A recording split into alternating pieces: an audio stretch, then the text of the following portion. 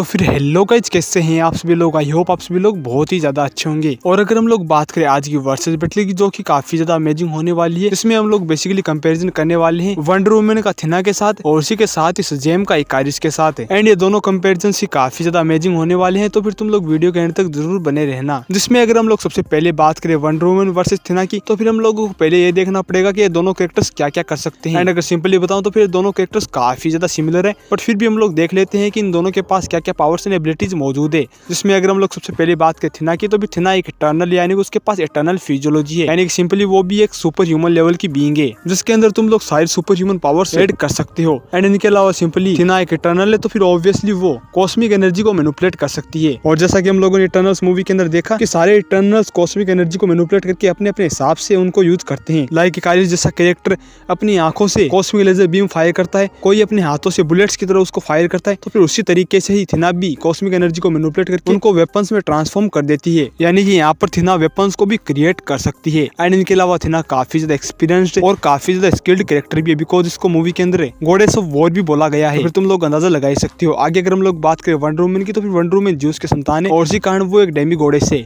यानी कि उसके पास भी गॉड लाइक फिजियोलॉजी है, यानी कि तुम लोग बोल सकते हो उसके पास भी सारे सुपर ह्यूमन पावर्स मौजूद है। एंड इनके अलावा वंडर वुमन के पास है गॉडली वेपन्स, जो कि कितने ज्यादा पावरफुल होते हैं हम सभी को ही पता है। एंड इनके अलावा वंडर वुमन भी काफी ज्यादा एक्सपीरियंस्ड और स्किल्ड कैरेक्टर है और उसका नॉलेज भी काफी ज्यादा बेहतर है। तो फिर ये तो बात होगी दोनों ही कैरेक्टर्स की पावर्स एंड एबिलिटीज की। हम लोग बेसिकली अब इन दोनों के ही कंपेरिजन की बात कर लेते हैं कि इन दोनों की फाइट के अंदर विनिंग पॉसिबिलिटी किसकी सबसे ज्यादा है। जिसके अंदर अगर हम लोग सबसे पहले बात करें कि इन दोनों में से फिजिकली ज्यादा पावरफुल कौन है, यानी कि इन दोनों में से फिजिकली ज्यादा स्ट्रॉन्ग, ड्यूरेबल एंड फास्ट कौन है। जिसमें अगर हम लोग सबसे पहले बात करें स्ट्रेंथ की, तो फिर आई थिंक यहाँ पर वंडर वुमन ज्यादा स्ट्रॉन्ग कैरेक्टर कंसिडर की जा सकती है, बिकॉज जो थिना है हम लोगों ने उसकी अभी भी रियल स्ट्रेंथ नहीं देखी है, क्योंकि मैक्सिमम टाइम वो अपने वेपन्स और अपने स्किल्स को ही यूज करती है। बट फिर भी वो इकारिस के अगेंस्ट लड़ने जाती है एंड वहाँ पर भी इकारिस उसको फिजिकली ओवर पावर कर देता है। एंड वो क्रो के अगेंस्ट भी फाइट करने जाती है एंड क्रो भी उसको फिजिकली ओवर पावर वहाँ पर कर रहा था। बट अगर हम लोग बात करते हैं वंडर वुमन की, तो फिर वंडर वुमन की स्ट्रेंथ काफी ज्यादा हम लोगों को देखने को मिली है, जहाँ पर वो अपनी टीम की सेकंड मोस्ट स्ट्रॉन्ग कैरेक्टर भी कंसिडर की जा सकती है। एंड उसने फिजिकली एरिस एंड स्टेपन वुल्फ को भी मैच करने की कोशिश की थी।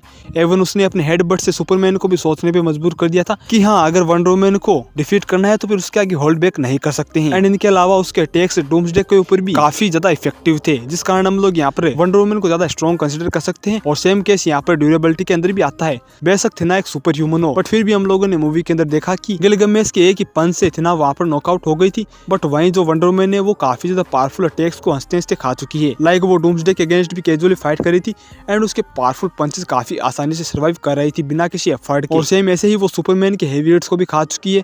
एंड इनके अलावा स्टेपन वुल्फ के भी काफी ज्यादा पावरफुल अटैक्स को वो झेल चुकी है। और एरिस के डेडली अटैक्स खाने के बाद भी वंडर वुमन को कोई भी असर नहीं हो रहा था। तो फिर हम लोग कह सकते हैं कि यहाँ पर वंडर वुमन की ड्यूरेबिलिटी काफी ज्यादा है। और अगर हम लोग बात करें स्पीड, एजिलिटी एंड रिफ्लेक्सेस की, तो फिर यहाँ पर भी वंडर वुमन का पलड़ा हम लोगों को ज्यादा भारी देखने को मिलता है। बेशक दोनों ही कैरेक्टर्स काफी ज्यादा फास्ट हो, बट अगेन यहाँ पर थिना के रिफ्लेक्सेस हम लोगों को उस लेवल पे देखने को नहीं मिले हैं। बट वहीं वंडर वुमन के रिफ्लेक्सेस किस लेवल पे हम सभी को ही पता है। इवन वो लाइटनिंग के अगेंस्ट भी रिएक्ट कर रही थी और पॉइंट ब्लैंक रेंज से वो हीट विजन को भी डॉच कर चुकी है। और एरिस के अगेंस्ट जब वो अपना रियल पोटेंशियल यूज की थी, तब कहीं कहीं पे ऐसा भी लग रहा था कि वंडर वुमन एकदम से खुद को टेलीपोर्ट कर रही है। और इसी के साथ ही वो कई सारी बुलेट्स को एक साथ डॉच कर चुकी है। और जैक स्नाइडर की जस्टिस लीग मूवी अगर तुम लोगों ने देखी होगी, तो फिर हम सभी को ही पता है कि वंडर वुमन के रिफ्लेक्सेस वहाँ पर कितने ज्यादा फास्ट थे। यानी कि यहाँ पर अगेन वंडर वुमन के पास एक अपर हैंड होने वाला है। एंड इनके अलावा दोनों का स्टेमिना काफी ज्यादा बेहतर है। अब अगर हम लोग बात करें वेपन्स की, तो फिर दोनों के पास ही काफी ज्यादा पावरफुल वेपन्स हैं, जहाँ पर थिना किसी भी टाइप ऑफ वेपन को क्रिएट कर सकती है। और उसके वेपन्स इतने ज्यादा पावरफुल होते हैं कि मोस्ट पावरफुल इटर्नल यानी कि इकारिस को भी चीर के रख दे। और उसी के साथ ही मोस्ट पावरफुल डेमियट यानी कि क्रो, उसको भी ये काफी आसानी से इंजर्ड कर पा रही थी। बट वहीं वंडर वुमन के पास है गॉडली वेपन्स और पोटेंशियल वाइज इसके वेपन्स एज कम्पेयर टू थिना के वेपन से ज्यादा पावरफुल कंसिडर किए जा सकते हैं। बिकॉज जैसा कि हम सभी को भी पता है कि ओल्ड गॉड्स से अदर गॉड्स की पावर्स को भी समन कर सकते हैं और उसी के साथ ही उनके वेपन्स भी अदर गॉड्स की पावर्स को समन कर सकते हैं। एंड इनके अलावा जो वंडर वुमन के वेपन्स है वो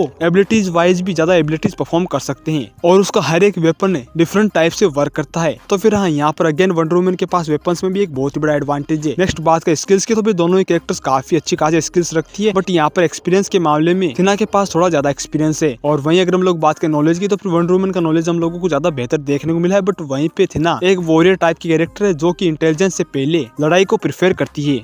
और अब अगर हम लोग बात करें कि इन दोनों में से जीतेगा कौन, तो फिर हम लोगों ने जहाँ तक कंपेयर किया है वहां तक हम लोगों को वंडर वुमन ज्यादा सुपीरियर कैरेक्टर देखने को मिली है। यानी कि वंडर वुमन इस फाइट के अंदर थिना को बीट करने वाला पोटेंशियल रखती है। उसके पास ज्यादा पावरफुल वेपन है और उसके वेपन से ज्यादा ग्रेटर एबिलिटीज भी परफॉर्म कर सकते हैं। और अगर कहीं पे थिना उसके ऊपर भारी पड़ने लगती है तो फिर वो ऑब्वियसली अपने ब्रेसलेट्स के दम पे थिना को काफी दूर तक फेंक सकती है और मे भी वहां पर थिना नॉकआउट भी हो जाए। एंड वो फिजिकली ज्यादा स्ट्रॉन्ग है तो फिर वो ऑब्वियसली थिना को यहाँ पर ओवर पावर कर सकती है। एंड ये सिर्फ और सिर्फ मेरा ओपिनियन है, तुम लोगों को क्या लगता है तुम लोग कमेंट्स के अंदर बता सकते हो। और अब अगर हम लोग बात करें सजेम वर्सेस इकारिस की, इसमें अगर हम लोग सबसे पहले बात करें इन दोनों के पास क्या क्या पावर्स एंड एबिलिटीज है, जिसमें अगर हम लोग बात करें इकारिस की तो फिर इकारिस एक इटर्नल यानी कि उसके पास भी इटर्नल फिजियोलॉजी है। यानी कि हम लोग सिंपली कह सकते हैं कि इकारिस एक सुपर ह्यूमन लेवल का कैरेक्टर है। एंड इनके अलावा इकारिस फ्लाई भी कर सकता है एंड कॉस्मिक एनर्जी को मैनिपुलेट करके अपनी आंखों से लेजर बीम भी फायर कर सकता है। अगर हम लोग बात करें एक्सपीरियंस की तो फिर इकारिस काफी ज्यादा एक्सपीरियंस्ड कैरेक्टर है, वो अच्छा खासा नॉलेज भी रखता है एंड वो हैंड टू हैंड कॉम्बैट में भी काफी ज्यादा स्किल्ड है। नेक्स्ट अगर हम लोग बात करें सजेम की पावर्स एंड एबिलिटीज की तो फिर उसके पास है ग्रीक गॉड्स की पावर्स है, तो इसीलिए हम लोग बोल सकते हैं कि उसके पास गॉड लाइक फिजियोलॉजी यानी कि उसके पास भी सुपर ह्यूमन फिजिकल पावर्स मौजूद है। देन अपना सजेम ओल्ड गॉड्स की पावर्स को समन कर सकता है एंड उनको यूज भी कर सकता है, वो लाइटनिंग को यूज कर सकता है और उसी के साथ ही ये कैरेक्टर फ्लाई भी कर सकता है। इसके पास गॉड्स का नॉलेज भी है, इसको अभी तक उसने सही से यूज नहीं किया है। और अब अगर हम लोग बात करें इन दोनों की फाइट के अंदर जीतेगा कौन, तो फिर सबसे पहले हम लोगों को ये देखना पड़ेगा कि इन दोनों में से फिजिकली ज्यादा पावरफुल कौन है। जिसमें सबसे पहले अगर हम लोग बात करें स्ट्रेंथ की तो फिर दोनों ही यहाँ पर सुपर ह्यूमन है, बट आई थिंक हम लोग यहाँ पर इकारिस को ज्यादा स्ट्रॉन्ग कैरेक्टर कंसिडर कर सकते हैं, बिकॉज हम लोगों ने सजेम को इतना भी ज्यादा स्ट्रॉन्ग कैरेक्टर नहीं देखा है। मैक्सिमम टाइम पे खुद को होल्ड बैक करता है और उसको उसकी पावर्स के ऊपर भी भरोसा नहीं है, जिस कारण वो हम लोगों को फिजिकली इतना ज्यादा स्ट्रॉन्ग कैरेक्टर नहीं देखने को मिला है। इवन मूवी के बीच में वो एक बस को लिफ्ट करने से भी कतरा रहा था, बट वहीं मूवी के एंड तक जब उसको खुद पे भरोसा हो जाता है तो वो डॉक्टर शिवाना को भी ओवर पावर करने लगता है। बट अगेन यहाँ पर अपीयरेंस वाइज मैं इकारिस को ज्यादा स्ट्रॉन्ग कैरेक्टर कंसिडर करना चाहूंगा, बिकॉज उसने अपने पंचे से डेमियंस के चित्रे उड़ा दिए थे और उसी के साथ ही वो अपनी टीम में सबसे ज्यादा पावरफुल और स्ट्रॉन्ग कैरेक्टर कंसिडर किया जा सकता है। नेक्स्ट अगर हम लोग बात करें ड्यूरेबिलिटी की तो फिर यहाँ पर दोनों ही काफी ज्यादा ड्यूरेबल है। जहाँ पर सजेम पूरी तरीके से बुलेट प्रूफ कैरेक्टर है, वहीं इकारिस भी काफी ज्यादा ड्यूरेबल है, बट मैं यहाँ पर सजेम को थोड़ा ज्यादा ड्यूरेबल कंसिडर करना चाहूंगा, बिकॉज मूवी के बीच में जहाँ पर डॉक्टर शिवाना के एक ही पंच से वो ब्लीड करने लगा था, बट वहीं पे मूवी के एंड तक डॉक्टर शिवाना के मल्टीपल पंचेस खाने के बाद भी उसको सिंगल स्क्रैच भी नहीं आया था। यानी कि हम लोग कह सकते हैं कि मूवी के एंड तक उसको खुद पे ज्यादा भरोसा हो गया था, जिस कारण उसकी विल पावर ज्यादा बेहतर थी और इसी के चलते वहाँ पर हम लोगों को उसकी ड्यूरेबिलिटी ज्यादा देखने को मिली थी, जिस कारण आई थिंक यहाँ पर सजेम ज्यादा ड्यूरेबल है। नेक्स्ट अगर हम लोग बात करें स्पीड की तो फिर यहाँ पर ट्रेवलिंग स्पीड के मामले में इकारिस कहीं गुना ज्यादा फास्ट है एज कम्पेयर टू सजेम। बट अगर हम लोग बात करें रिफ्लेक्सेस, एजिलिटी और कॉम्बैक्ट स्पीड की तो फिर यहाँ पर दोनों ही कैरेक्टर्स काफी ज्यादा सिमिलर है। नेक्स्ट अगर हम लोग बात करें कि इन दोनों के पास क्या क्या एक्स्ट्रा एबिलिटीज है तो फिर यहाँ पर दोनों ही कैरेक्टर्स फ्लाई कर सकते हैं एंड दोनों के पास एनर्जी प्रोजेक्शन भी है, जहाँ पर सजेम के पास है ज्यूस की लाइटनिंग, वहीं इकारिस के पास है कॉस्मिक लेजर बीम्स। और अब अगर हम लोग बात करेंगे इन दोनों में ज्यादा पावरफुल कौन है तो फिर ऑब्वियसली यहाँ पर पोटेंशियल वाइज सजेम ज्यादा पावरफुल कैरेक्टर कंसिडर किया जा सकता है, बट इस फाइट के अंदर जीतेगा कौन, तो फिर अगर मैं तुम लोगों को बताऊं तो फिर मेरे हिसाब से इस फाइट के अंदर इकारिस सजेम को बीट कर सकता है, बिकॉज बेशक सजेम का पोटेंशियल ज्यादा हो एंड वो ज्यादा पावरफुल भी हो, बट फिर भी यहाँ पर इकारिस जीत जाएगा, because physical powers and extra powers के अलावा भी यहाँ पर इकारिस को बहुत सी चीजें फेवर करने वाली है। और वो ये है इकारिस काफी ज्यादा एक्सपीरियंस्ड कैरेक्टर है, उसका नॉलेज भी ज्यादा बेहतर है और उसी के साथ ही वो काफी ज्यादा स्किल्ड कैरेक्टर है, वो कभी भी होल्ड बैक नहीं करेगा एंड वो काफी ज्यादा रूथलेस कैरेक्टर है, बिकॉज उसके जो मोटिव्स है वो उसको पूरा करने के लिए कुछ भी कर सकता है। जहाँ पर हम लोगों ने मूवी के अंदर देखा कि वो सिर्फ अपने मोटिव्स को पूरा करने के लिए